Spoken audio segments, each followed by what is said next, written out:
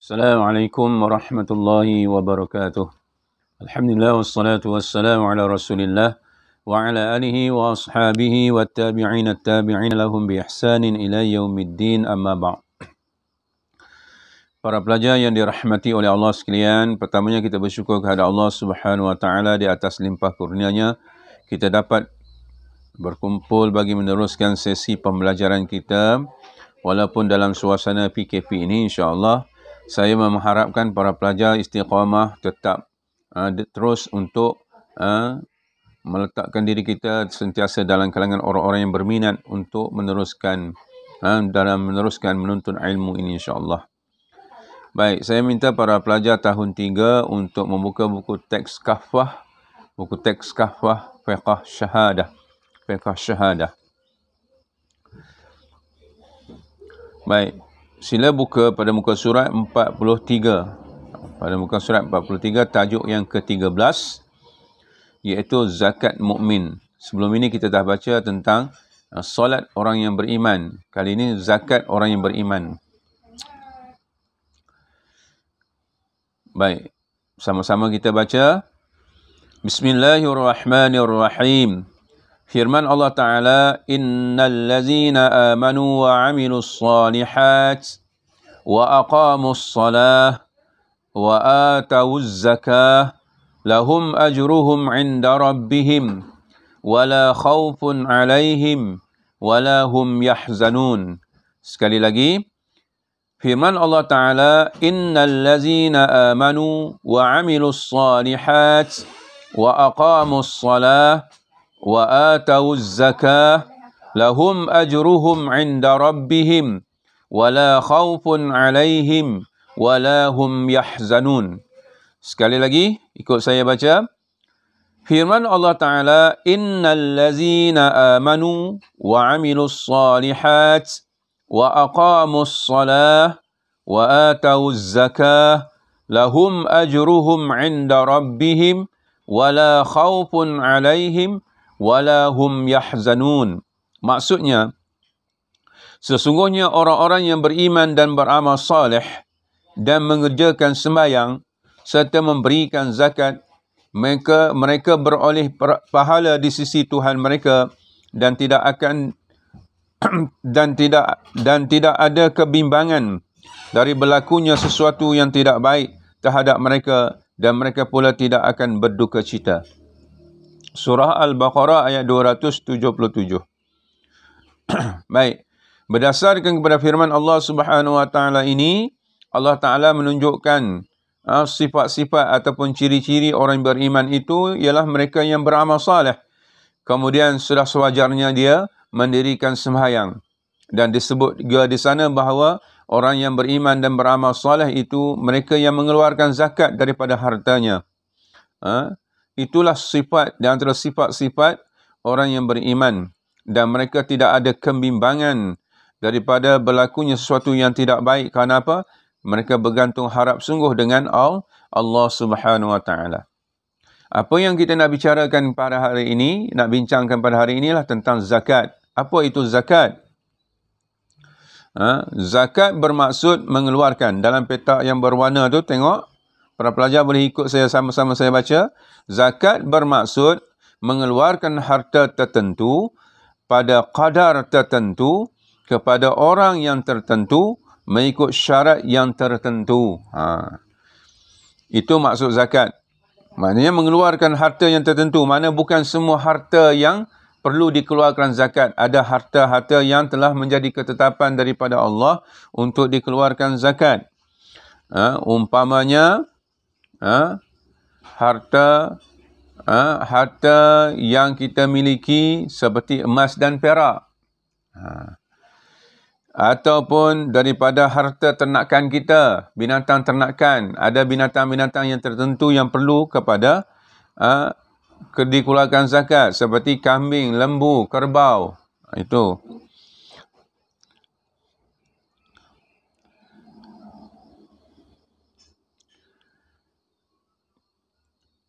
Dan dengan kadar yang tertentu, maksudnya dengan cukup, dia katakan nisab ataupun bilangan kadar, berat, timbangan, itu kadar. kemudian zakat tersebut kepada orang yang tertentu, mana nak mengeluarkan zakat tersebut kepada golongan-golongan yang telah ditetapkan oleh Allah Subhanahu Wa Taala untuk diberikan, tidak boleh beri kepada sebarangan orang. Dan seterusnya adalah diikuti dengan syarat-syarat yang telah menjadi ketetapan pada agama kita. Itu zakat. Kenapa zakat ini perlu dilaksanakan? Dan antaranya disebut hikmah berzakat itu ialah menjadi budaya menderma. Kalau budaya ni jadi adat, dia tak jadi ibadah, maknanya menjadikan satu amalan untuk kita ni menjadi seorang yang penderma. Orang yang melazimkan diri untuk jadi penderma. Lebih-lebih lagi, zakat itu merupakan kewajipan, bukan suatu yang sunat. Bukan suatu yang sunat ataupun harus, tapi ianya menjadi kewajipan, suatu yang telah Allah Ta'ala tetapkan hukuman untuk kita mengeluarkan zakat daripada sebahagian harta kita. Baik, yang keduanya, di antara hikmah ataupun kebaikan berzakat itu sebagai tanda kita rasa bersyukur kita di atas nikmat yang Allah Ta'ala berikan kepada kita.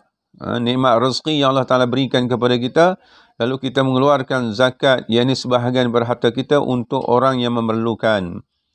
Baik, yang ketiga, hikmah ataupun kebaikan berzakat itu merapatkan silaturahim, maknanya merapatkan rasa perasaan kasih sayang antara orang yang kaya dengan orang yang miskin, itu umpamanya. Baik, yang keempatnya, mengikis sifat bakhil, maknanya dengan mengeluarkan zakat itu sekurang-kurangnya terhindar ataupun membuang sifat-sifat rasa kedekut kita ni. Bakhil ni kedekut pada harta kita. Dengan sebab itu Allah Ta'ala mensyariatkan kepada kita untuk mengeluarkan zakat, iaitu sebahagian berharta kita untuk kepada orang-orang yang diperlukan, yang memerlukan harta tersebut. Baik, itu hikmah ataupun kebaikan-kebaikan yang kita akan perolehi bila mana kita melaksanakan ibadah zakat tersebut. Baik, mana dia golongan yang berhak menerima zakat? Yang pertama, fakir. Orang yang fakir ni maknanya orang yang dia berusaha mencari rezeki pendapatannya tetapi dia tidak mencukupi di atas keperluan hariannya. Itu fakir. Dia cari rezekinya dapat RM20 sedangkan keperluan untuk menanggung kehidupan dia dan keluarganya misalnya RM50, maknanya dia terpaksa berhutang. Itu fakir. Yang kedua, miskin. Orang miskin ni iaitu orang yang masih lagi berusaha mencari rezeki untuk dirinya dan keluarganya, namun cukup-cukup je. Cukup-cukup je. Untuk pembelanjaan hariannya. Dia berusaha dapat RM30, mana dibelanjakan RM30 itu habis, tak ada lebih. Itu miskin. Baik, yang ketiganya amil, iaitu orang yang dilantik oleh pemerintah untuk menjalankan tugas mengutip wang zakat. Itu dipanggil amil. Baik, yang keempat, mu'allaf, iaitu orang-orang yang bukan Islam, yang berjinak-jinak dengan Islam, berminat untuk mendekati Islam, berminat untuk masuk Islam, itu dipanggil mu'allaf. Itu golongan yang berhak untuk menerima zakat. Supaya dengan sebab kita memberi zakat kepadanya, dia mudah tertarik lagi untuk masuk Islam. Baik, yang keempatnya hamba, iaitu golongan yang dikuasai oleh Tuan. Dia dikuasai oleh Tuan, itu hamba. Zaman sekarang ni kita tak ada dah sistem penghambaan ini. Di zaman Rasulullah masih ada lagi. Sebab itu dalam syariat Islam ada disebut, dalam konteks ini, ada golongan yang berhak menerima zakat ialah golongan hamba. Kalau orang gaji bukan hamba. Orang gaji dia diberi upah. Hamba tidak diberi upah untuk bekerja. Baik, yang kelimanya orang yang berhutang. Orang yang banyak hutang, dia tak mampu untuk bayar hutang, dia berhak untuk menerima zakat. Tapi tengoklah hutang apa. Apa yang menyebabkan dia berhutang tu. Jangan hutang judi pula. Banyak main judi, berhutang banyak. Tak layaklah untuk dia menerima zakat kerana buat kerja dosa. tak layak untuk membantu buat kerja dosa. Baik. Kalau hutang itu kerana untuk menanggung keluarganya, boleh dibantu dengan wang zakat. Baik, yang kelima, yang keenam, yang ketujuh, iaitu orang yang musafir. Orang yang musafir ini dalam keadaan dia terputus perbelanjaan dalam musafirnya, habis duit belanja dalam musafirnya. Ini golongan ini juga layak untuk menerima zakat.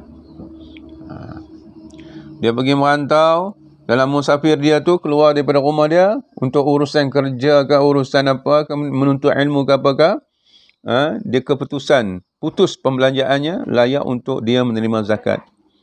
Baik, yang ke-8 ialah fi sabilillah, iaitu orang-orang yang berjuang pada jalan Allah Subhanahu Wa Taala untuk mempertahankan agamanya. Itu orang yang dikatakan fi sabilillah. Termasuk juga dalam istilah fi sabilillah inilah golongan-golongan pelajar yang menuntut ilmu. Golongan-golongan pelajar yang menuntut ilmu. Ataupun termasuk juga golongan fi sabilillah ni golongan-golongan yang mengajar belajar mengajar ilmu. Golongan yang mengajar ilmu. Kalau dia orang yang benar-benar kehidupannya dengan di alam untuk menuntut dan belajar ilmu, layak dimasuk dalam kumpulan yang dikatakan fi sabilillah. Baik, itulah golongan-golongan yang berhak menerima zakat yang telah menjadi ketetapan pada agama kita. Sekadar itu untuk kamu pada hari ini, di atas penerangan yang saya berikan, saya mengharapkan para pelajar selepas ini untuk membuat latihan di belakang sana, iaitu pada aktiviti 1 dan aktiviti 2 pada muka surat 44 dan 45. Semoga para pelajar dapat melaksanakan tugasan yang saya berikan. Wabillahi taufiq wal hidayah. Wassalamualaikum warahmatullahi wabarakatuh.